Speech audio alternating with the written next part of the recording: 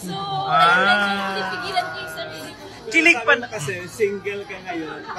Pero sana next year, hindi ka na for another... Ewan ko, basta. Nagkakabuhol-buhol ngayon ang fans at showbiz circles matapos tanungin si Jillian Ward kung handa na ba siyang pumasok sa isang relasyon sa susunod na taon.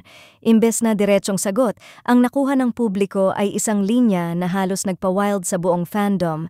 Ewan ko, basta, nababaliw ako, pinipigilan ko lang ang sarili ko, at doon na nagsimula ang rumor explosion. Ayon sa mga nakasubaybay, hindi raw ito ang typical, composed at controlled na Jillian na sanay silang marinig sa mga interview. Ang tono raw ay parang may halong kilig, frustration, at pag-amin na may isang taong pinipilit niyang hindi guluhin ang puso niya. Dahil dito, mabilis na ikinonekta ng fans ang pangalan ni Eman Bacosa na ilang linggo nang ibinubulalas ng social media bilang possible new match ni Jillian. Kahit walang project, walang taping, at wala pang official tambalan, tila natural na dumudulas ang koneksyon ng dalawa sa usapan. At ngayon, matapos ang cryptic at emotional na sagot ni Jillian, mas lalo pang lumakas ang hinala ng publiko na may pinipigil na mutual spark. At baka si Eman nga ang dahilan. Nag-react agad ang fans. Hindi yan sagot ng taong walang gusto. Obvious may pinipigil. Si Eman talaga yan, ramdam namin.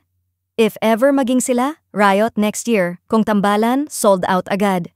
May mga supporters pa na nagsabing kung mangyari ang Jillian-Eman pairing next year, siguradong magiging explosive sa social media dahil parehong may youthful charm, matinding star appeal, at kakaibang dynamic kahit wala pang official scenes together.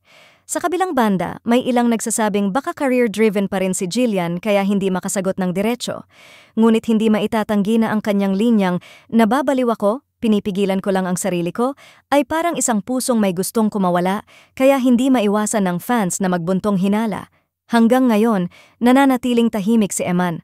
Walang denial, walang clarification, walang kahit anong reaction na pwedeng basahin. Pero para sa fans, ang kawalan ng reaksyon ay mas lalong nagpapainit ng issue dahil mas nagmumukhang may isang bagay na hindi pa dapat ilabas.